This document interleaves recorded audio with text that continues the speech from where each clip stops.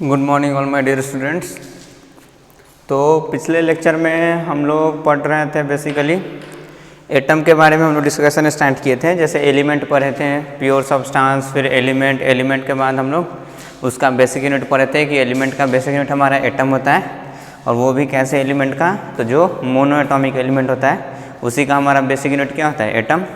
जबकि die atomic और try atomic हमारा जो भी एलिमेंट होगा उसका बेसिक यूनिट हमेशा क्या होगा, मॉलिक्यूल होगा। ये सबको हम पढ़ चुके थे। देन हम लोग एटम के बारे में डिस्कशन स्टार्ट किए थे। शुरुआत में तब बोला गया था कि एटम हमारा स्मॉलेस्ट इनडिविजिबल पार्टिकल है, मतलब जिसको हम लोग फर्दर डिवाइड नहीं कर सकते हैं। लेकिन बाद में ये पता चला कि नहीं, एटम को भी हम लोग डिवाइड कर सकते हैं, और उसके अंदर जो पार्टिकल प्रेजेंट्स होते हैं जिनको हम लोग बोलते हैं सब एटॉमिक पार्टिकल्स। और बेसिकली 3 हमारा सब एटॉमिक पार्टिकल्स जो कि इंपॉर्टेंट सब एटॉमिक पार्टिकल है उसके बारे में हम लोग डिस्कशन किए थे। That was electron, proton and neutron, जिसमें कि इलेक्ट्रॉन हमारा निगेटिवली चार्ज सब एटॉमिक पार्टिकल है, प्रोटॉन हमारा पॉजिटिवली चार्ज सब एटॉमिक पार्टिकल है, एंड जो हमारा न्यूट्रॉन है दैट इज बेसिकली न्यूट्रल सब atomic particle. Charge on electron और प्रोटॉन दोनों मैग्नीट्यूड वाइज सेम होता है, सिर्फ साइन के वाइज डिफरेंट होता है। -1.6 into 10⁻⁻19 coulomb is the charge on an electron, whereas +1.6 into 10⁻⁻19 coulomb is the charge on a proton, whereas neutron is neutral, उस पर कोई भी चार्ज नहीं होगा। जबकि मास की हम लोग बात करें तो मास की बात करेंगे तो एक इलेक्ट्रॉन का मास होता है 9.1 इंटू 10⁻31 kg। अगर प्रोटॉन और न्यूट्रॉन दोनों का लगभग सिमिलर होता है, मतलब सेम होता है, दैट इज़ 1.67 इंटू 10⁻27 kg। ये हम लोग पढ़ चुके थे। देखिए, तो हम लोग बेसिकली देखिए क्या पढ़े थे कि सब एटॉमिक पार्टिकल्स था हमारा, तो सब एटॉमिक पार्टिकल्स था हमारा, जैसे एक था हमारा इलेक्ट्रॉन, दूसरा था हमारा प्रोटॉन, एंड थर्ड था हमारा बेसिकली न्यूट्रॉन। ठीक है, तो एक हम लोग बात किए थे उस पर चार्ज की। देखिए, चार्ज बेसिकली 2 टाइप का होता है हमारा। एक तो उसका एब्सोल्यूट चार्ज, एब्सोल्यूट मतलब फिक्स चार्ज जितना उसका रियल में है। तो हम लोग 2 टाइप के चार्ज को बेसिकली डिस्कस करते हैं केमिस्ट्री में। One is absolute charge, absolute मतलब एग्जैक्ट चार्ज जितना उस पे होता है, and second one is relative charge. ठीक है, जैसे अगर हम लोग बात करें एब्सोल्यूट चार्ज या एग्जैक्ट चार्ज की, तो इलेक्ट्रॉन पे होता है हमारा -1.6 into 10⁻⁻19 coulomb, C stands for coulomb. जबकि प्रोटॉन पे होता है +1.6 into 10⁻⁻19 coulomb, whereas neutron पे कोई चार्ज नहीं, 0। तो ये एब्सोल्यूट फिक्स चार्ज है कि एक इलेक्ट्रॉन पे इतना चार्ज होगा, एक प्रोटॉन पे इतना चार्ज होगा। अगर कहीं पे आपका एक ऐसा एटम प्रेजेंट है जिसमें हमारे पास सपोज कीजिए 2 इलेक्ट्रॉन्स हैं, और हम पूछ दें कि उसमें चार्ज बताइए कितना है, तो एग्जैक्ट चार्ज निकालेंगे, that will B 2 into -1.6 into -1.6 into 10⁻⁻19 coulomb. इस टाइप से हम लोग कैलकुलेट करेंगे, तो ये एग्जैक्ट वैल्यू ऑफ चार्ज होगा। लेकिन पढ़ने के लिए, कहीं भी स्टडी के लिए, जैसे हम लोग मानते हैं कि कहीं भी हम लोग एटम डिस्कस करते रहेंगे कि ये एक एटम है, इसमें 2 इलेक्ट्रॉन है हमारा, एक ही प्रोटॉन है, तो बताइए कि ओवरऑल निगेटिव है कि पॉजिटिव है। तो एक इलेक्ट्रॉन पे -1.6 इंटू 10⁻⁻19, तो 2 पे 2 इंटू -1.6 और एक पे प्लस, तो उसमें से घटाएंगे। तो इससे रिलेटेड हम लोग थ्योरी जब पढ़ते हैं, जब पढ़ रहे होते हैं, तब चार्ज वार्ज का नॉर्मल हम लोग का कैलकुलेशन करना पड़ता है कि ये ओवरऑल पॉजिटिव हुआ कि ये ओवरऑल निगेटिव हुआ। तो इन सब के कैलकुलेशन में जब हम लोग एब्सोल्यूट वैल्यू या एग्जैक्ट वैल्यू को लेकर के डिस्कशन करेंगे, तो हमारा डिस्कशन काफ़ी कॉम्प्लिकेटेड हो जाएगा कि एक इलेक्ट्रॉन पे इतना है तो 5 पे कितना होगा, तो एग्जैक्ट मल्टीप्लाई करेंगे तभी हम लोग को रफ आइडिया मिलेगा। इस वजह से हम लोग क्या करते हैं, एग्जैक्ट वैल्यू हम लोग जो भी चार्ज का है, -1.6 वाला या फिर +1.6 वाला, ये हम लोग जब मैथमेटिकल कैलकुलेशन ये सब कर रहे होते हैं तभी इसको यूज़ करते हैं। बाकी जब हम लोग किसी टॉपिक को समझ रहे होते हैं या डिस्कस कर रहे होते हैं, तो इसका एग्जैक्ट चार्ज हम लोग उसको उस टाइम नहीं कंसिडर करते हैं। इलेक्ट्रॉन पे पता होता है कि निगेटिव चार्ज है हम लोग को, ठीक है, तो उसके रिलेटिव चार्ज में भी निगेटिव ले लेंगे और मैग्नीट्यूड सिंपली 1 ले लेते हैं। ऑब्वियसली 1 कूलम चार्ज तो नहीं है इलेक्ट्रॉन पे, ये तो पता है, 1 कूलम से काफ़ी ज़्यादा कम है। ठीक है, लेकिन हम लोग सिंपल डिस्कशन करने के लिए कि कहीं पे 2 प्रोटॉन होगा तो -2 चार्ज, 5 प्रोटॉन होगा तो -5 चार्ज, ये हम लोग को पता है कि एग्जैक्ट -5 चार्ज वहाँ पे नहीं होगा, क्योंकि 5 प्रोटॉन पे तो इससे मल्टीप्लाई करेंगे तब तो एग्जैक्ट चार्ज आएगा। लेकिन स्टडी के लिए हम लोग समझने के लिए, तुरंत समझने के लिए रिलेटिव इतना वैल्यू ले लेते हैं। इस पर जबकि हमारा पॉजिटिव है तो प्लस साइन के साथ ले लेंगे, और इसका कितना मैग्नीट्यूड, 1 मैग्नीट्यूड। क्लियर? तो कभी भी हम लोग स्टडी के लिए, और इसका तो कोई चार्ज ही नहीं है तो रिलेटिव चार्ज भी हमारा क्या होगा, 0 ही होगा। तो डिस्कशन के लिए या कहीं पे हम लोग को सिर्फ समझने के लिए कि कहाँ पे क्या चार्ज है नहीं चार्ज है, उसके लिए हम लोग सिंपली इलेक्ट्रॉन के चार्ज को -1, प्रोटॉन के चार्ज को +1 और न्यूट्रॉन पे कोई भी चार्ज नहीं होता है। ये सिंपल हम लोग स्टडी पर्पस के लिए लिए हैं, बाकी कैलकुलेशन पर्पस के लिए कहीं पे भी हम लोग हमेशा एग्जैक्ट वैल्यू को ही यूज़ करेंगे। क्लियर? तो हमेशा अगर कहीं पे बोले कि इलेक्ट्रॉन पे हमारा चार्ज यहाँ पे -1, मतलब समझाने के टाइम पे, कैलकुलेशन के टाइम पे यूज़ कर देंगे तो गलती हो गया। समझाने के टाइम पे बोल दिया कि एक इलेक्ट्रॉन पे -1 तो 5 इलेक्ट्रॉन है तो -5, तो ये नहीं कहना कि नहीं सर -5 नहीं होगा। हम लोग उस टाइम रिलेटिव की बात करें, अंडरस्टैंड होने के लिए, समझने के लिए। क्लियर? अब देखिए,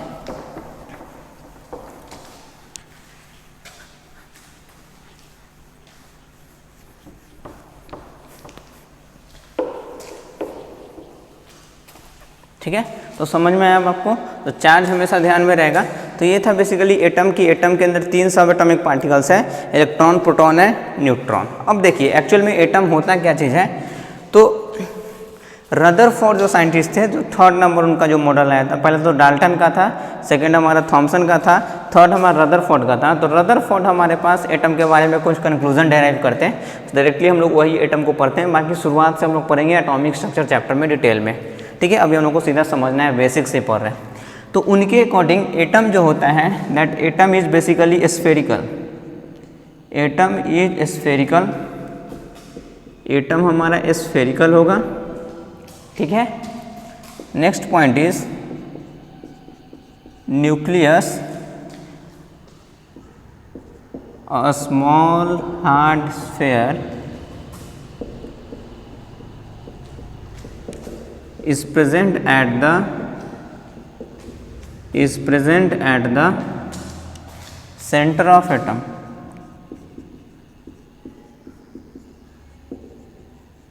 ठीक है। मतलब समझते हैं हम लोग। Next,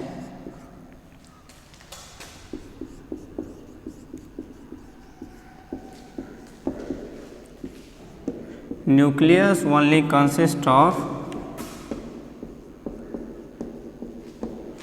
protons and neutrons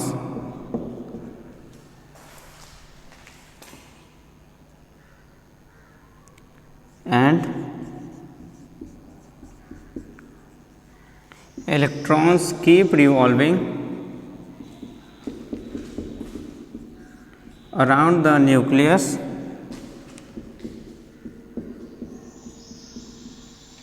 electrons keep revolving around the nucleus in different orbits or cells,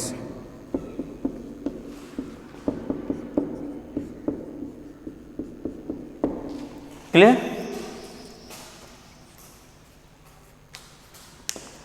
ठीक है, तो ये बेसिक हमारा बात है। देखिए एटम इज स्फेरिकल, रदरफोर्ड के मॉडल के अकॉर्डिंग जो एटम होगा दैट विल बी स्फेरिकल। तो एटम हमारा स्फेरिकल है, ये हम लोग सर्कुलर से बना रहे हैं क्योंकि बोर्ड हमारा 2D फिगर है, एक प्लेन है हमारा तो 2 डायमेंशन, तो इसमें हम लोग 3D फिगर को नहीं ड्रॉ कर सकते हैं। बट ये पूरा स्फेयर टाइप का होगा, मतलब आगे पीछे जैसे बॉल होता है ना हमारा, जैसे प्लास्टिक का बॉल, कॉस्को का बॉल, तो उस टाइप से, सर्कुलर नहीं स्फेरिकल, आगे पीछे सारे तरफ से। तो एटम हमारा बेसिकली स्फेरिकल है। Nucleus a small hard sphere, nucleus एक छोटा सा हार्ड स्फेयर है, वो भी एक स्फेयर है, is present at the centre of atom. मतलब ये अगर एटम है तो इसका सेंटर अगर यहाँ पे है तो ये हमारा बेसिकली क्या हो गया, nucleus. This is basically nucleus, it is nucleus. Clear? Now nucleus only consist of protons and neutrons. Nucleus में क्या क्या चीज प्रेजेंट होता है, तो न्यूक्लियस में आपका प्रेजेंट होगा प्रोटॉन्स एंड न्यूट्रॉन्स। न्यूक्लियस में आपका सिंपली प्रेजेंट होगा प्रोटॉन्स एंड न्यूट्रॉन्स। तो न्यूक्लियस में सिर्फ प्रेजेंट होता है protons and neutrons. Clear?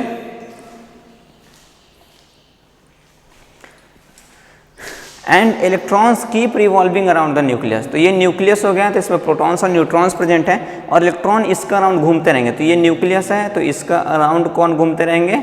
Electrons in different orbit और शेल। ये जो पाथ होता है जिसमें इलेक्ट्रॉन्स घूम रहे थे E minus stand for electrons, ठीक है। तो इसमें इलेक्ट्रॉन ऐसे ऐसे घूमते रहेगा। एक और ऐसे मान लीजिए कि ऑर्बिट होगा, उसमें भी हमारा इलेक्ट्रॉन इस टाइप से घूम रहा होगा। तो इलेक्ट्रॉन्स इसमें घूमते रहते हैं, ये भी इलेक्ट्रॉन हो गया, ये भी इलेक्ट्रॉन इन डिफरेंट ऑर्बिट और सेल। और इस पाथ को, ये इमेजिनरी पाथ है, इसी को हम लोग बेसिकली बोलते हैं ऑर्बिट्स, या फिर इसी को हम लोग बेसिकली बोलते हैं सेल्स, ठीक है। आई बात समझ में? तो इस टाइप से अब देखिए, इसको हम लोग देखते हैं। अब न्यूक्लियस में क्या प्रेजेंट है? प्रोटॉन प्रेजेंट है और क्या चीज प्रेजेंट है? न्यूट्रॉन। तो प्रोटॉन पे कौन सा चार्ज? Positive charge. न्यूट्रॉन पे कौन सा चार्ज? न्यूट्रल, कोई भी चार्ज नहीं। तो इस न्यूक्लियस के अंदर में हमारा प्रेजेंट है, न्यूक्लियस के अंदर में प्रेजेंट है हमारा प्रोटॉन और न्यूट्रॉन, और प्रोटॉन पे पॉजिटिव चार्ज, न्यूट्रॉन पे कोई चार्ज नहीं। मतलब इसकी वजह से प्लस, इसकी वजह से जीरो। मतलब ओवरऑल कौन सा चार्ज रहेगा हमेशा न्यूक्लियस में? पॉजिटिव। हमेशा कौन सा चार्ज रहेगा? पॉजिटिव चार्ज रहेगा। जबकि इलेक्ट्रॉन्स के पास कैसा चार्ज होता है? जो कि ऑर्बिट्स में कौन मूव कर रहा होता है? तो ऑर्बिट्स में बेसिकली कौन मूव कर रहे होते हैं? हमारे इलेक्ट्रॉन्स। तो इलेक्ट्रॉन्स के पास हमेशा कैसा चार्ज होता है? Negative charge. क्लियर? ये बेसिकली हमारा बताया गया था एटम के बारे में। अब कौन से ऑर्बिट में कितने इलेक्ट्रॉन्स होते हैं, नहीं होते, वो हम लोग अभी पढ़ेंगे, ठीक है। एक बात और बोला गया कि mass of an atom is concentrated at the nucleus।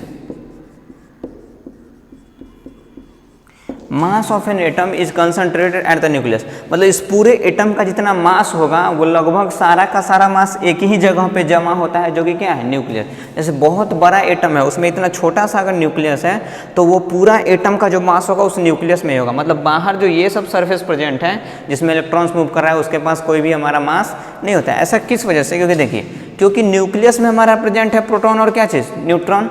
जबकि बाहर कौन घूम रहा है? इलेक्ट्रॉन। अब देखिए, तो अगर हम लोग मास ऑफ इलेक्ट्रॉन की बात करें तो mass of an electron, m for mass, e minus for electron, mass of an electron it is equal to 9.1 into 10⁻³ kg, ठीक है। इस 9.1 को हम फिलहाल के लिए अपना अभी थोड़ा सा समझने के लिए सिर्फ फिर से हम समझ रहे हैं, एग्जैक्ट कैलकुलेशन नहीं करें। इसका मास मान लीजिए कि 10 हो गया, 9 इज अप्रोक्सीमेटली राउंड ऑफ करके 10, तो 10 इंटू 10⁻³ kg। और आप पढ़े होंगे कि जब कभी भी बेस सेम हो जाता है तो पावर क्या कर देते हैं हम लोग? ऐड। यहाँ पे कुछ नहीं है, पावर मतलब 1 हो गया, मतलब ये हो गया 10, पावर ऐड कर देंगे तो 1 प्लस माइनस 31, तो 1 माइनस 31 kg, मतलब 31 में से 1 चला गया तो 30, तो 10⁻³ kg। ये किसका मास है? इलेक्ट्रॉन का मास है। जबकि अगर हम लोग प्रोटॉन का मास निकालने की कोशिश करें तो mass of proton it is equal to 1.67 जो भी इंटू 10⁻⁻27 kg। 1.67 को हम 1 फिलहाल के लिए ही मान लेते हैं। 1 इंटू 10⁻⁻27 kg, मतलब आ गया 10⁻⁻27 kg। ये प्रोटॉन का मास। और इतना ही मास किसका होगा? हमारा न्यूट्रॉन का भी होगा। तो मास ऑफ न्यूट्रॉन ये भी कितना होगा? 10⁻⁻27, क्योंकि दोनों का मास लगभग सेम होता है, ठीक है। अब इलेक्ट्रॉन के कंपेरिजन में हम लोग देखते हैं कि प्रोटॉन का कितना मास है। Now mass of proton divided by mass of electron. तो मास ऑफ प्रोटॉन हमारा इक्वेशन नंबर 1 ये आया कि mass of proton it is equal to ये, and mass of electron it is equal to this, equation number 2। तो equation 1 को क्या कर दिए? डिवाइड कर दिए हम लोग 2 से। तो इधर मास of proton divided by mass of electron, ये हमारा LHS में आ गया।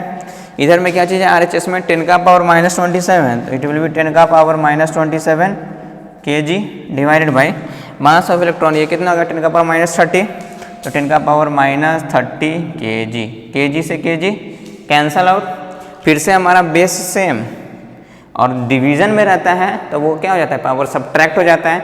बेस सेम मल्टीप्लिकेशन में रहता है तो पावर ऐड हो जाता है, तो यहाँ पावर सब्ट्रैक्ट हो जाएगा। मतलब यहाँ लिख सकते हैं मास of proton divided by mass of electron it will be equal 10⁻⁻27।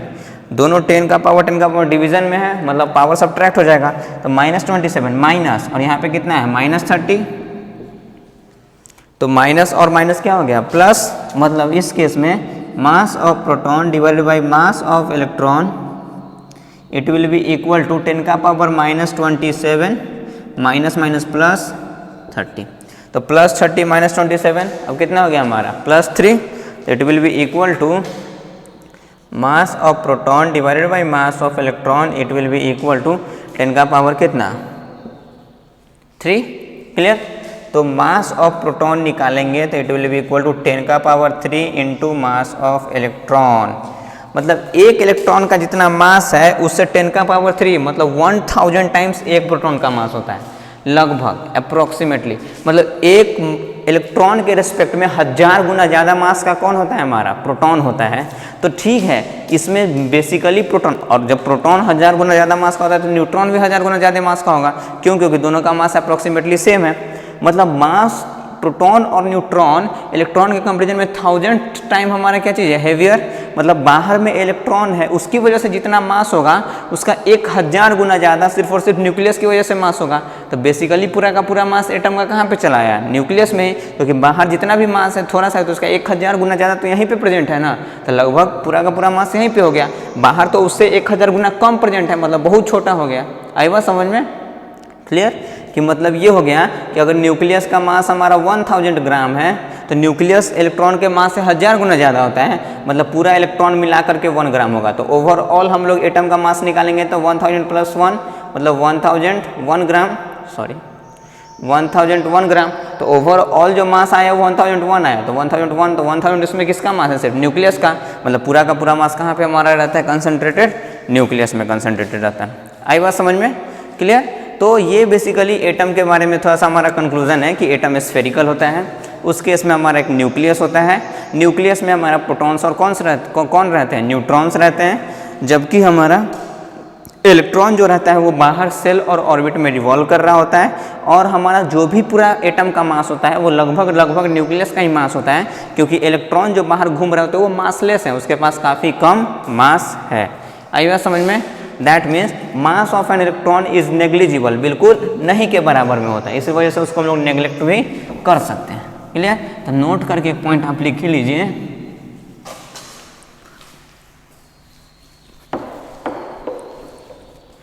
Note करके एक पॉइंट आप लिख लो। Note mass of an electron, mass of an electron is negligible in compared to या in comparison to the mass of proton और neutron. मतलब proton या फिर न्यूट्रॉन के कंपैरिजन में हमारा इलेक्ट्रॉन मासलेस होता है ना, बिल्कुल नेग्लिजिबल मास। तो प्रोटॉन और न्यूट्रॉन का जब कभी मास कंसीडर करेंगे तो नेग्लिजिबल वाले टर्म को उसके रिस्पेक्ट में लोग नेग्लेक्ट कर सकते हैं। मतलब इलेक्ट्रॉन के मास को हम लोग छोड़ भी देंगे तो कोई ज़्यादा फर्क पड़ने वाला नहीं है। आई बात समझ में? क्लियर। और ये तो एटम के बारे में हम आपको सिर्फ इसके स्ट्रक्चर के बारे में इंफॉर्मेशन दिए कि स्फेरिकल है, ये है, वो है। इसका एक मेन बहुत ही ज़्यादा इंपॉर्टेंट पार्ट है जो हम आपको अभी बता रहे हैं।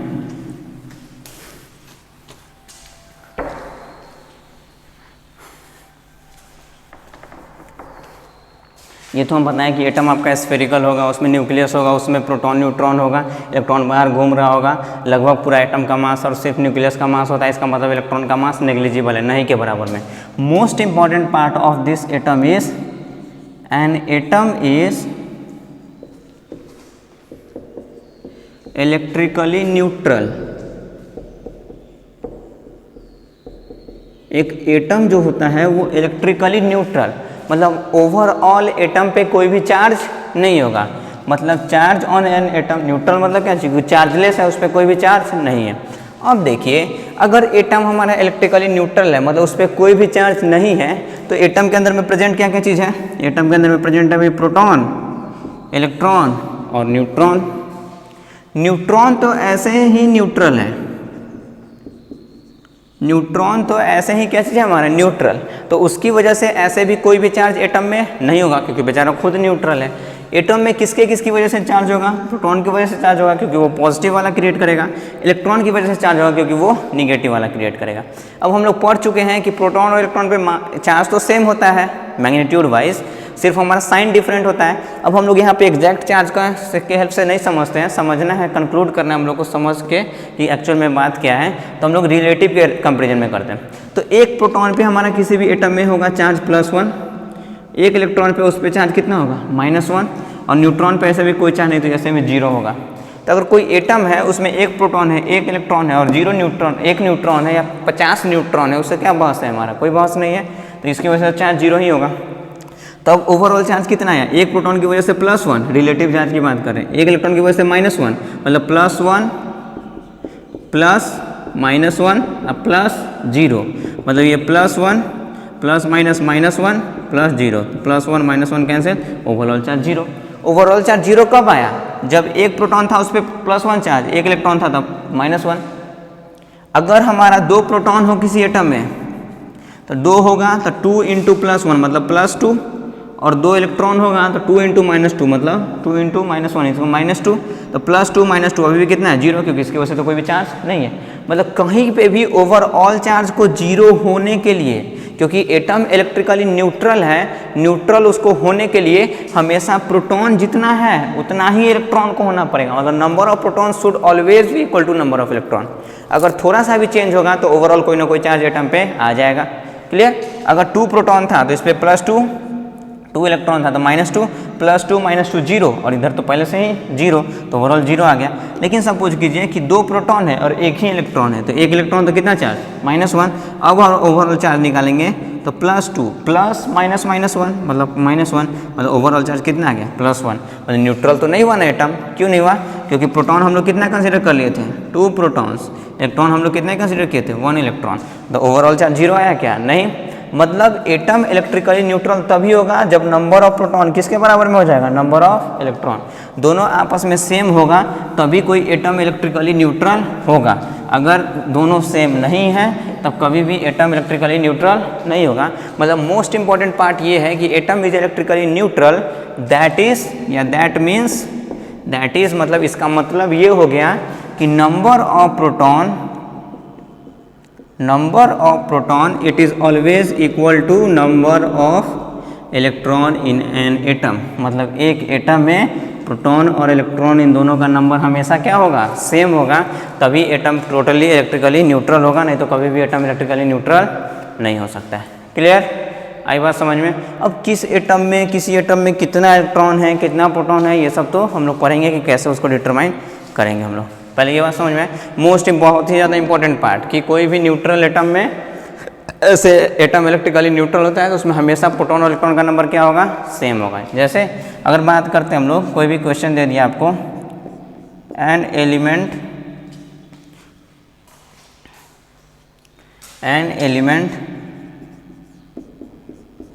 X या an atom of an element, an atom of an element X is having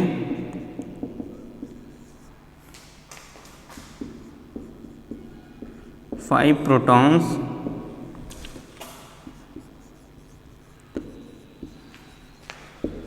then what will be the number of electron, what will be the number of electron if it is neutral। मतलब कोई हमारा एक element का एक atom है, हम बताएं हैं कि एलिमेंट का बेसिक यूनिट एटम होता है, और आपका जैसे ही एलिमेंट का बेसिक यूनिट एटम दे दिया मतलब वो मोनोएटॉमिक एलिमेंट होगा, तो X उसमें 5 प्रोटॉन्स है, मतलब N स्टैंड्स फॉर नंबर, या NO कर देते हैं, number of protons it is equal to 5 दिया हुआ है उस केस में, और पूछ रहा है कि आपसे नंबर ऑफ इलेक्ट्रॉन कितना होगा जब ओवरऑल वो न्यूट्रल है, मतलब उस पर पूरा कोई चार्ज नहीं है, मतलब न्यूट्रल है, मतलब नंबर ऑफ प्रोटॉन कितना के बराबर, नंबर ऑफ इलेक्ट्रॉन के बराबर, मतलब नंबर ऑफ इलेक्ट्रॉन्स भी उसमें कितना हो जाएगा, ऑब्वियसली 5 ही होंगे। क्लियर, आई बात समझ में। तो कोई भी एटम जो होता है that is basically electrically neutral, हमेशा वो क्या होता है, इलेक्ट्रिकली न्यूट्रल होता है। इसका मतलब ये हो गया कि उसमें प्रोटॉन और इलेक्ट्रॉन इसका नंबर हमेशा सेम रहेगा। क्लियर, जैसे क्वेश्चन है calculate the overall charge on the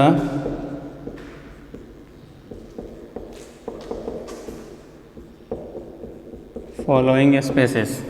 हम लोग को ओवरऑल चार्ज निकालना है कि एग्जैक्ट ओवरऑल घटा जोड़ करके कितना उस पर चार्ज है। फर्स्ट इज कोई भी हमारा स्पेसीज है इसमें 5 प्रोटॉन्स हैं एंड 3 इलेक्ट्रॉन्स हैं। सेकेंड है जिसमें 2 प्रोटॉन्स हैं एंड 2 इलेक्ट्रॉन्स हैं। ठीक। थर्ड है जिसमें 3 प्रोटॉन्स हैं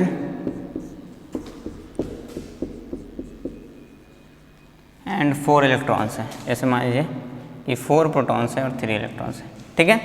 हम लोग को यहाँ पे ओवरऑल चार्ज कैलकुलेट करना है, मतलब यहाँ पे एब्सोल्यूट एग्जैक्ट चार्ज भी कैलकुलेट करना है, रिलेटिव भी हम लोग कैलकुलेट करके चलते हैं क्योंकि यूज़ हम लोग ज़्यादा रिलेटिव वाले का ही करते हैं।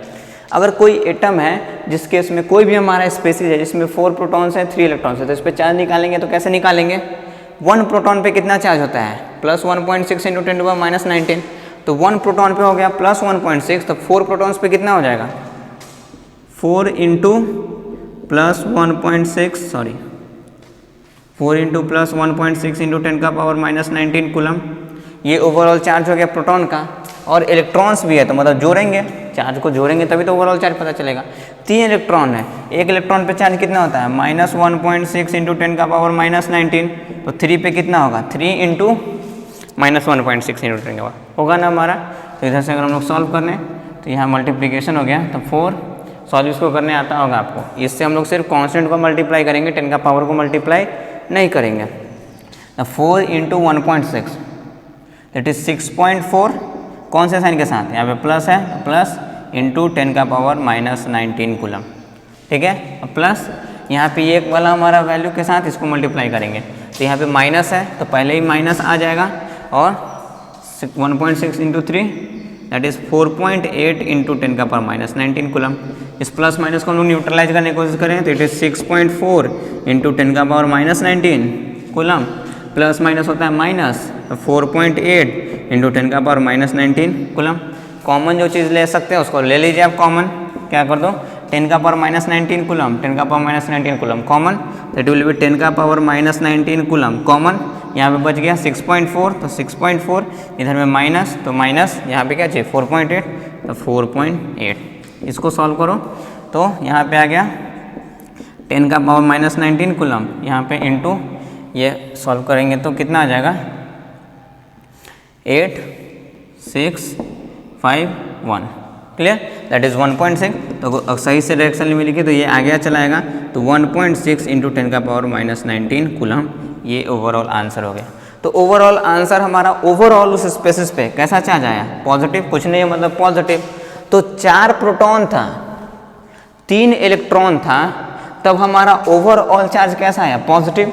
मतलब when number of proton is greater than number of electron, जब कभी भी प्रोटॉन का नंबर इलेक्ट्रॉन से ज़्यादा आ जाएगा तो उस पूरे स्पेसिस पे हमेशा कैसा चार्ज आएगा? पॉजिटिव चार्ज आएगा। ये तो एग्जैक्ट चार्ज हम लोग कैलकुलेट करने की कोशिश किया। अगर रिलेटिव कैलकुलेट करने की कोशिश करते हैं तो रिलेटिव तुरंत हो जाता है, इतना कैलकुलेशन ही नहीं करना था। एक प्रोटॉन पे हम लोग रिलेटिव चार्ज कितना मानते हैं? +1, तो 4 पे कितना हो गया? +4 प्लस। एक इलेक्ट्रॉन पे हम लोग रिलेटिव चार्ज मानते हैं -1, तो 3 पे कितना हो गया? -3, 3 × -3 दैट विल बी -3। तो +4 plus minus -3 that is equal to +1। Charge तो पॉजिटिव ही आया। मतलब जब कभी भी प्रोटॉन का नंबर इलेक्ट्रॉन से ज़्यादा आएगा तो उस पूरे स्पेसिस पे हमेशा कैसा चार्ज आएगा? पॉजिटिव चार्ज आएगा। क्लियर? और जब प्रोटॉन 4 था, इलेक्ट्रॉन 3 था, ठीक है, तो ओवरऑल चार्ज उस पर कितना आया? +1। मतलब 3 इलेक्ट्रॉन इसके 3 प्रोटॉन को न्यूट्रलाइज कर दिया होगा। अरे एक इलेक्ट्रॉन पे -1, दूसरे पे फिर से -1, तीसरे पे -1, 4 प्रोटॉन है, एक पे +1, फिर +1, फिर +1, फिर +1, तो एक प्रोटॉन का +1 -1 कैंसिल, +1 -1 कैंसिल, +1 -1 कैंसिल, ओवरऑल क्या बच गया? +1। मतलब उस पूरे स्पेसिस पे कितना चार्ज एग्जैक्ट आ जाएगा? +1। ठीक है। पॉजिटिव चार्ज कब आएगा स्पेसिस पे? व्हेन प्रोटॉन का number is greater than electron का नंबर। क्लियर?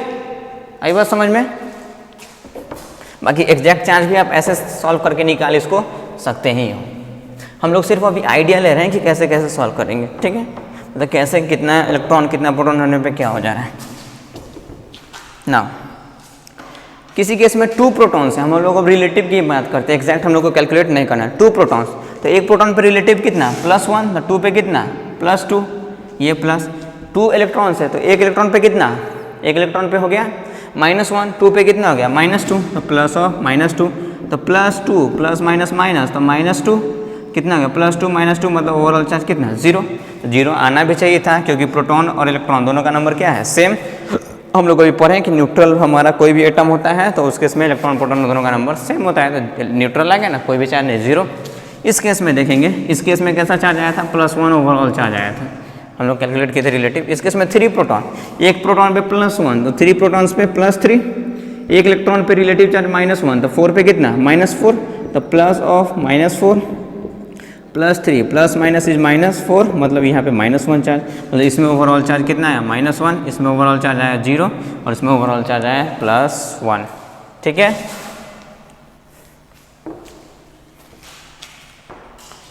ठीक है, यहाँ पे कितना प्रोटॉन था 3 प्रोटॉन्स और कितने इलेक्ट्रॉन्स 4 इलेक्ट्रॉन्स, मतलब इलेक्ट्रॉन का नंबर यहाँ पे ज़्यादा है, तो जैसे ही प्रोटॉन के नंबर से इलेक्ट्रॉन का नंबर ज़्यादा आएगा चार्ज कैसा आ जाएगा नेगेटिव। अगर प्रोटॉन का नंबर ज़्यादा है इलेक्ट्रॉन का नंबर कम तो चार्ज पॉजिटिव, और जैसे ही दोनों सेम इसका मतलब हमारा क्या चीज़ हो गया कि there is no any charge, neutral charge. Clear, आई बात समझ में। जब यहाँ पे 3 इलेक्ट्रॉन्स थे 4 प्रोटॉन्स थे तो 3 प्रोटॉन्स के चार्ज को खत्म कर दिए होंगे, बच गया एक प्रोटॉन, और एक प्रोटॉन पे चार्ज रिलेटिव +1, इसलिए ओवरऑल +1 आ गया। ठीक, यहाँ पे 3 प्रोटॉन्स और 4 इलेक्ट्रॉन, 3 प्रोटॉन मतलब एक प्रोटॉन पे +1, फिर दूसरे पे +1, तीसरे पे +1, रिलेटिव की बात करें, इलेक्ट्रॉन पे एक पे -1 -1 -1 -1 +1 -1 कैंसिल, +1 -1 कैंसिल, +1 -1, ओवरऑल कितना बच गया -1। कहने का मतलब ये हो गया कि हमारा जब कभी भी प्रोटॉन और इलेक्ट्रॉन का नंबर सेम होगा तो वो न्यूट्रल। अगर किसी भी स्पेसिस पे पॉजिटिव चार्ज आ गया, पॉजिटिव चार्ज कब आएगा जब प्रोटॉन का number is higher than electron का नंबर। अगर कोई स्पेसिस पे हमारा निगेटिव चार्ज आ गया, निगेटिव चार्ज कब आएगा जब इलेक्ट्रॉन का number will be greater then proton का नंबर। आई बात समझ में। और यहाँ पे केमिस्ट्री में कोई सा भी ऐसा स्पेसिस जिस पे हमारा चार्ज होता है, चाहे पॉजिटिव हो चाहे निगेटिव हो, न्यूट्रल नहीं होना चाहिए। Any charge species is called ion. किसी भी चार्ज स्पेसिस को हम लोग बेसिकली क्या बोलते हैं, ion. Ion is basically nothing, it is simply a charged species, मतलब उस पर चार्ज्ड होना चाहिए, चाहे वो पॉजिटिव चार्ज हो निगेटिव चार्ज हो, उससे कोई भी बहस नहीं है। Any chemical species having charge either positive और negative, that is basically ion. कितने टाइप का आयन है हमारा, 2 टाइप का, क्योंकि चार्ज 2 टाइप का हो सकता है, या तो पॉजिटिव चार्ज प्रेजेंट हो सकता है, नहीं तो कौन सा चार्ज प्रेजेंट हो सकता है, निगेटिव। अगर जो जिस पे पॉजिटिव चार्ज रहता है that is basically called cation. वैसा केमिकल स्पेसिस जिस पे पॉजिटिव चार्ज उसको हम लोग बोलेंगे कटायन, एंड वैसा केमिकल स्पेसिस जिस पे निगेटिव चार्ज उसको हम लोग बोलते हैं अनायन। याद कैसे रखेंगे कि पॉजिटिव चार्ज वाला कटायन क्या अनायन। देखिए कटायन में टी आ गया, टी कैसे लिखते हैं प्लस साइन के साथ, मतलब ये पॉजिटिव चार्ज वाला है। तो कटायन कैसा हम स्पेसिस होगा, तो it is basically positive charge species. कोई भी हमारा पॉजिटिव चार्ज स्पेसिस होगा तो वो हमेशा क्या कहलाएगा, cation, that is always cation. Clear. Whereas anion is negative charge species. कोई हमारा केमिकल स्पेसिस है जिस पे हमारा निगेटिव चार्ज होगा तो उसको हम लोग बोलेंगे अनायन। क्लियर, आई बात समझ में। क्लियर, समझ में आया कि नहीं आया। अब देखिए नाउ, अगर कोई भी हमारा स्पेसिस केमिकल स्पेसिस मान लीजिए कि केस 1, अगर केमिकल स्पेसिस हमारा न्यूट्रल है, न्यूट्रल, तो न्यूट्रल कब होगा, न्यूट्रल कब होगा, मतलब 0 चार्ज कब आएगा, जब प्रोटॉन और इलेक्ट्रॉन का नंबर सेम होगा। तो न्यूट्रल मतलब number of proton P plus is proton, it is equal to number of electron, electron के नंबर के बराबर में होगा। समझ में आई बात। जबकि अगर कोई मान लीजिए कि दूसरा स्पेसिस है जो कि हमारा कटायन है, कटायन मतलब उस पर कौन सा चार्ज, पॉजिटिव चार्ज। कटायन में T प्लस वाला मतलब उस पर पॉजिटिव चार्ज, पॉजिटिव चार्ज इस केस में आया था। तो पॉजिटिव चार्ज कब आएगा, व्हेन प्रोटॉन का number is greater than electron का नंबर। मतलब इस केस में बोल सकते हैं कि number of proton will be greater than, ये ग्रेटर देन का सिंबल हो गया, than the number of electron. ठीक, जबकि अगर मान लीजिए कि कोई तीसरा स्पेसीज, हमारा यही लास्ट केस बन सकता है कि तीसरा स्पेसीज हमारा अनायन है। अनायन मतलब उस पर कैसा चार्ज है, निगेटिव चार्ज। निगेटिव चार्ज कब आएगा, जब इलेक्ट्रॉन का नंबर ज़्यादा रहेगा प्रोटॉन से, मतलब उस टाइम में number of proton, number of electron उससे क्या रहेगा, ज़्यादा, मतलब number of electron will be greater than number of proton. Clear, आई बात समझ में?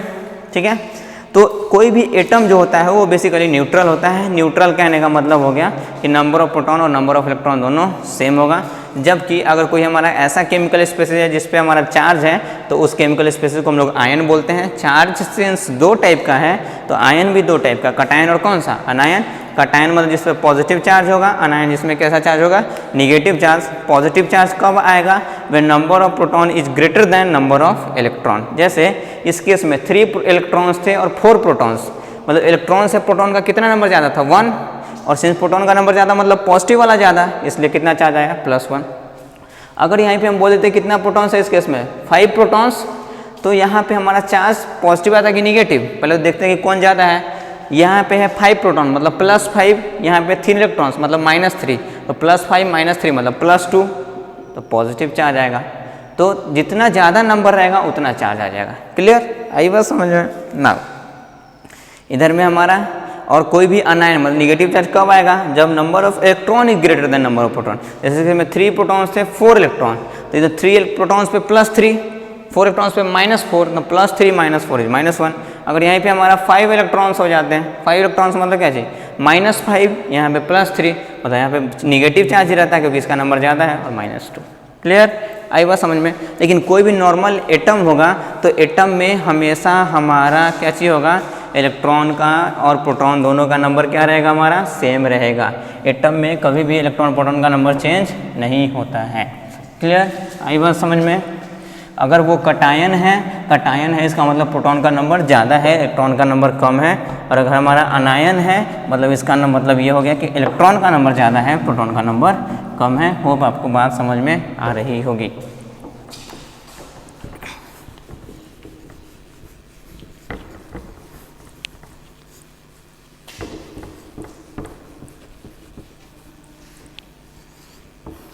चलिए ये तो ठीक है, हम समझ गए कि अच्छा चलिए ठीक है कि हमारा अगर कोई भी न्यूट्रल चीज़ रहेगा तो उसमें प्रोटॉन इलेक्ट्रॉन दोनों का नंबर सेम होगा। अब हम लोग ये भी जानते हैं कि एटम हमारा न्यूट्रल होता है, मतलब एटम में हमेशा प्रोटॉन और इलेक्ट्रॉन दोनों का नंबर सेम होगा। लेकिन किसी भी एटम में, कोई भी एलिमेंट के एटम में कितना प्रोटॉन होगा कितना इलेक्ट्रॉन, इसके बारे में कैसे पता करेंगे? तो इसके बारे में उस एलिमेंट का हम लोग बेसिकली पता करते हैं एटॉमिक नंबर। क्या चीज़ पता करते हैं? Atomic number. Atomic number usually इसको रिप्रेजेंट करते हैं हम लोग कैपिटल Z से। किस चीज़ से? Capital Z stands for atomic number. तो एटॉमिक नंबर ही क्या होता है? एटॉमिक नंबर ही एटम का या एलिमेंट का क्या बताता है कि एक एटम में उसमें कितना नंबर ऑफ प्रोटॉन होगा। ठीक है, atomic number always defines number of proton. तो it is basically the number of proton, it is the number of proton in an atom of an element।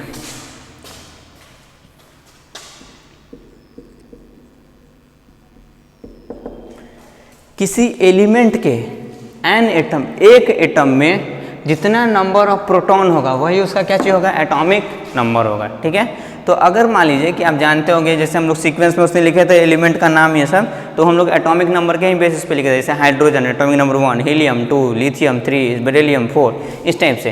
तो एटॉमिक नंबर आपको याद रखना पड़ेगा, जैसे यही सीक्वेंस आप याद रखोगे, hydrogen, helium, lithium, beryllium, boron, carbon, nitrogen, oxygen, fluorine, neon, sodium, magnesium.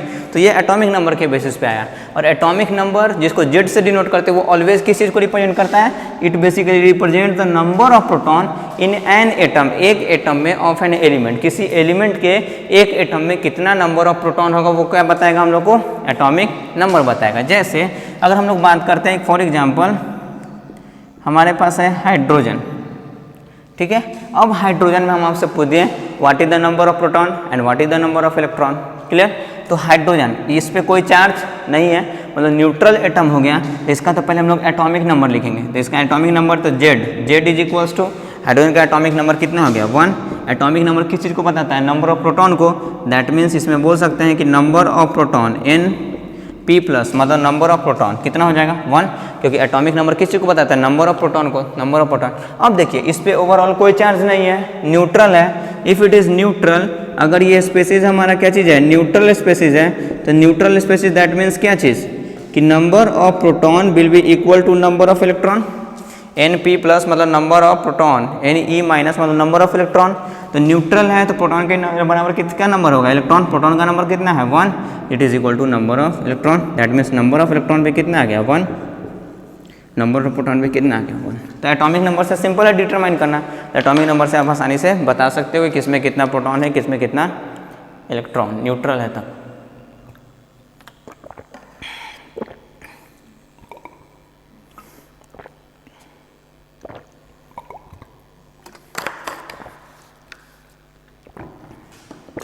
ठीक है, समझ में आई बात?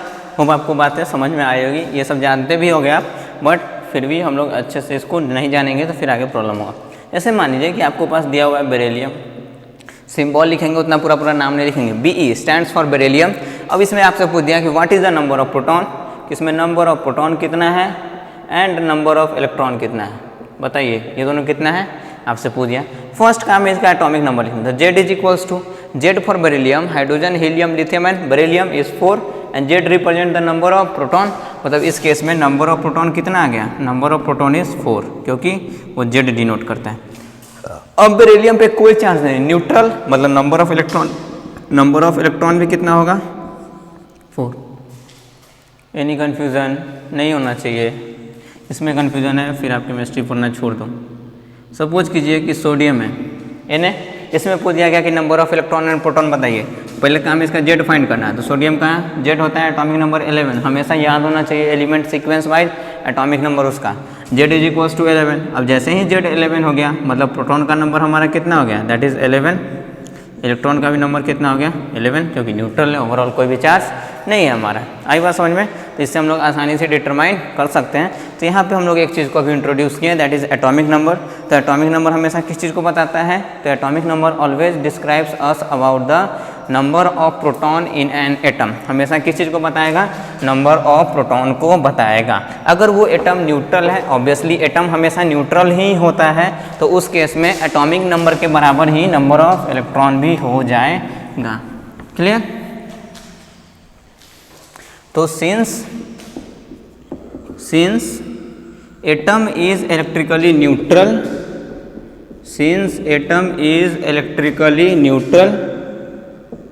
एटम हमारा इलेक्ट्रिकली न्यूट्रल होता है, उस पर कोई चार्ज नहीं है। दैट इज, इसका मतलब ये हो गया कि number of proton will be equal to number of electron होना चाहिए। और नंबर ऑफ प्रोटॉन हमेशा किसके बराबर में है, जेड के बराबर में, एटॉमिक नंबर के बराबर में। That means number of electron भी हमेशा कितना के बराबर में होगा, जेड के बराबर में ही होगा। कब, एटम के केस में, क्योंकि एटम हमेशा कैसा होता है, इलेक्ट्रिकली न्यूट्रल। क्लियर? तो Z basically atomic number actual में डिटरमाइन करता है नंबर ऑफ प्रोटॉन को ही, बट न्यूट्रल एटम में, क्योंकि एटम न्यूट्रल होता है तो उस केस में हमारा क्या होता है, ये नंबर ऑफ इलेक्ट्रॉन के भी बराबर हो जाता है। क्लियर? आई बात समझ में?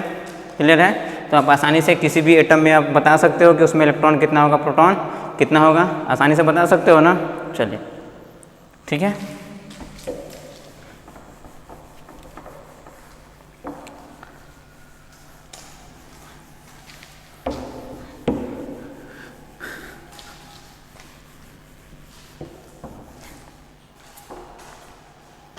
जैसे for example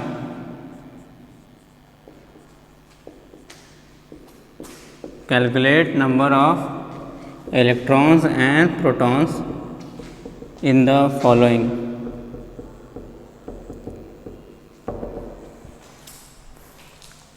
first one is aluminium, second one is magnesium, third one is argon, fourth one is potassium, fifth one is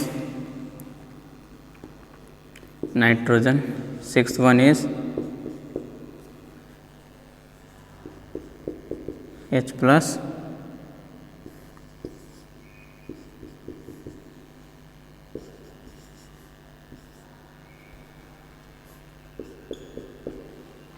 इन सब में आपको क्या करना है, नंबर ऑफ इलेक्ट्रॉन और नंबर ऑफ प्रोटॉन निकालना है। अब देखिए एल्युमिनियम, तो एल्युमिनियम पहले तो देख लेना है कि एटम है आपका, एटम के केस में नंबर ऑफ प्रोटॉन कितना के बराबर में होगा, that is equal to the atomic number. तो इसका जेड होता है कितना है, तो एल्युमिनियम का जेड होता है 13, मतलब नंबर ऑफ प्रोटॉन हो जाएगा 13 और नंबर ऑफ प्रोटॉन 13। सिंस ये न्यूट्रल है मतलब नंबर ऑफ इलेक्ट्रॉन्स भी कितना हो जाएगा, दैट इज 13। क्लियर, या फिर लिस्ट ही बना देते हैं हम।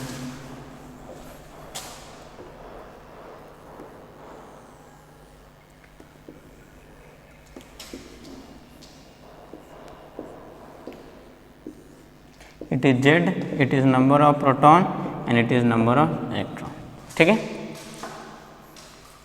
तो इसका एटॉमिक नंबर हो गया 13, कोई चार्ज नहीं, मतलब प्रोटॉन इलेक्ट्रॉन दोनों का नंबर सेम होगा और प्रोटॉन का नंबर कितना के बराबर में होता है, जेड के बराबर में, मतलब ये भी 13 ये भी 13, कोई कन्फ्यूजन नहीं है, एकदम फ्लुएंट होना चाहिए सब में एकदम हमेशा। मैग्नीशियम एटॉमिक नंबर इसका हो गया 12 और हमारा न्यूट्रल कोई चार्ज नहीं, मतलब इन दोनों का नंबर सेम, मतलब ये भी 12 ये भी 12। आर्गन, आर्गन एटॉमिक नंबर कितना हो गया हमारा, argon basically atomic number is 18।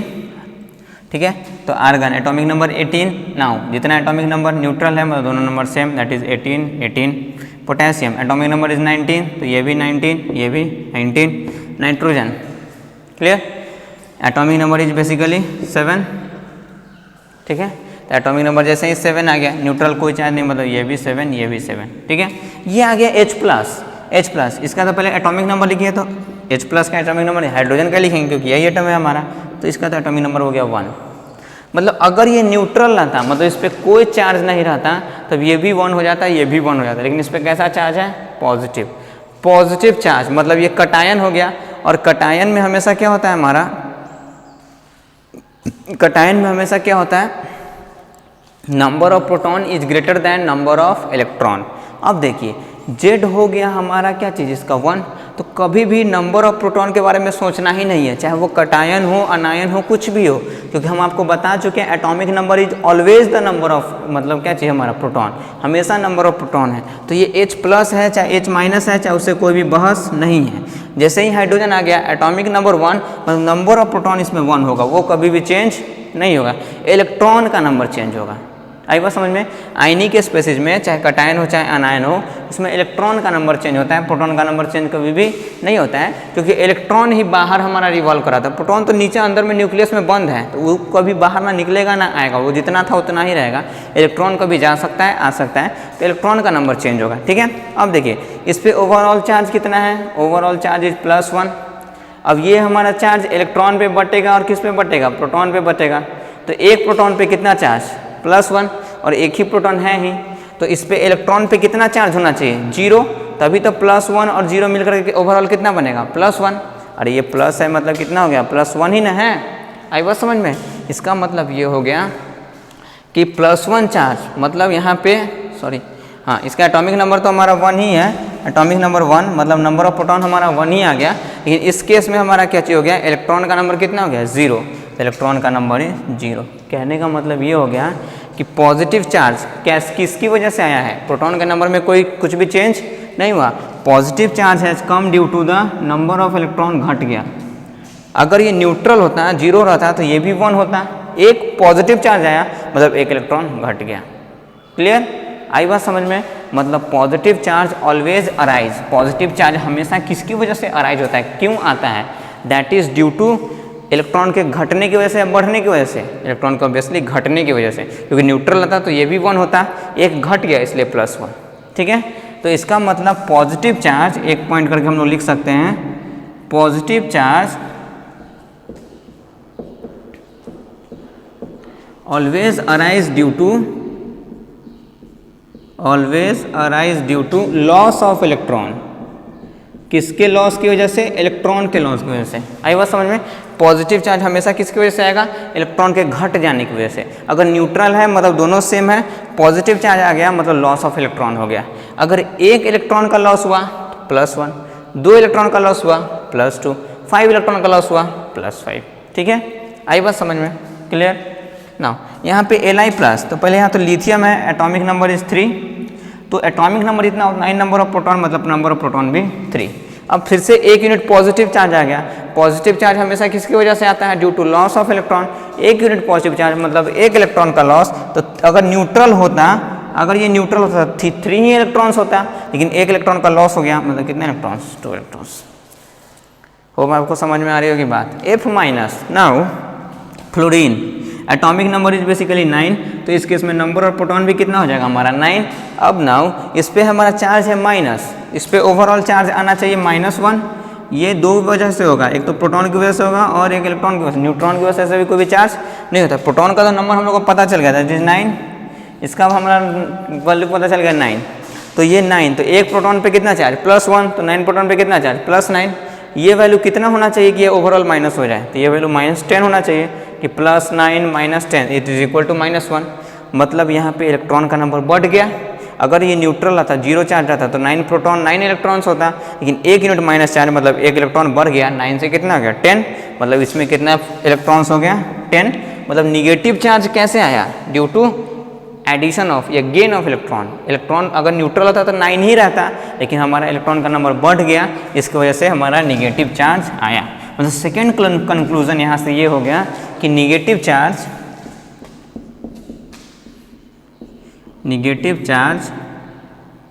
Always arise due to gain of electron. मतलब इलेक्ट्रॉन का गेन होता है, जिसकी वजह से कौन सा चार्ज हमेशा अराइज होता है? निगेटिव चार्ज, मतलब अनायन बनेगा। क्लियर? आई बात समझ में?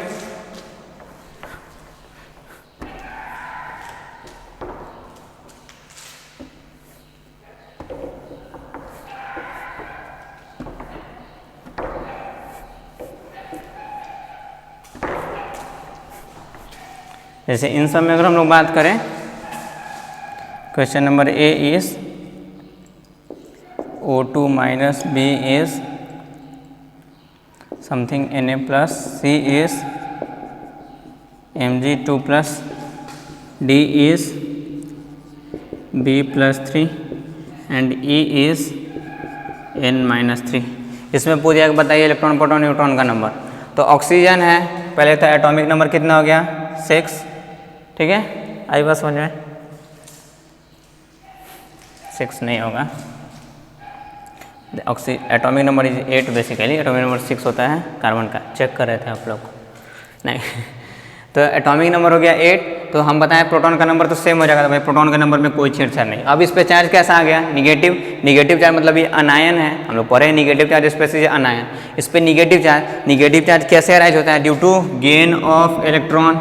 एक निगेटिव चार्ज आता, एक यूनिट मतलब एक इलेक्ट्रॉन का गेन, 2 यूनिट निगेटिव चार्ज मतलब 2 इलेक्ट्रॉन का गेन। तो 8 तो ऐसे न्यूट्रल में रहता, 2 और बढ़ गया, तो 8 + 2 मतलब कितने इलेक्ट्रॉन्स?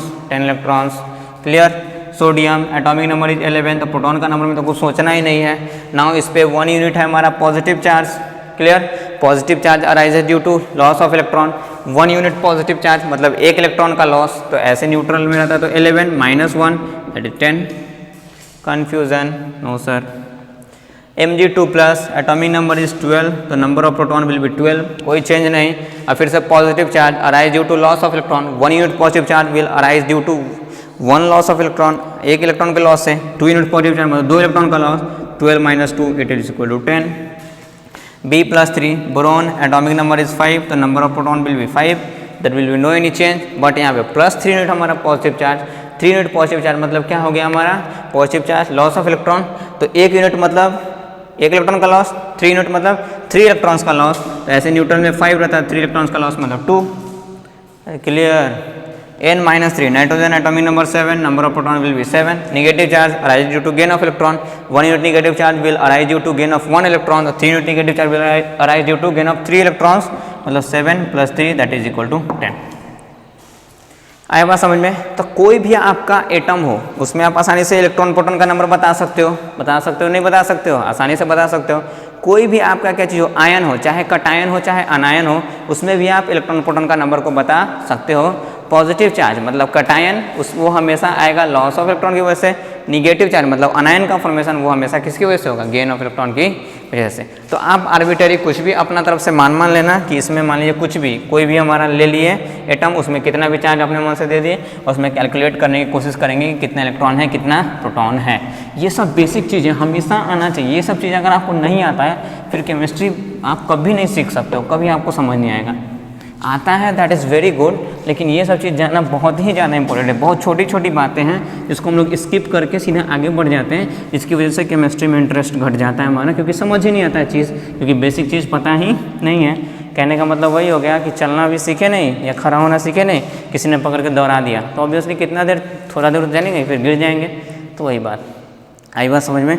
तो आज के लेक्चर में बेसिकली हम लोग पढ़ें कि आज के लेक्चर में हम लोग पढ़ें कि एटम के बारे में हम लोग पढ़ चुके थे, एटम किस किस टाइप का है उसमें हम लोग पढ़े थे पिछली क्लास में कि क्या क्या होता है। आज हम लोग पढ़े कि एक्चुअल में एटम कैसा होगा, उसमें न्यूक्लियस होगा, उसमें हमारा प्रोटॉन न्यूट्रॉन रहेगा, इलेक्ट्रॉन बाहर घूम रहा होगा। किसी भी चीज़ में हमारा स्पेसीज़ है तो वो या तो न्यूट्रल हो सकता है, नहीं तो पॉजिटिव चार्ज वाला हो सकता है, नहीं तो निगेटिव चार्ज। हमारा न्यूट्रल होगा तो प्रोटॉन इलेक्ट्रॉन का नंबर सेम होगा। पॉजिटिव चार्ज मतलब प्रोटॉन का नंबर ज़्यादा होगा, इलेक्ट्रॉन का नंबर कम होगा। निगेटिव चार्ज मतलब इलेक्ट्रॉन का नंबर ज़्यादा होगा, प्रोटॉन का नंबर कम।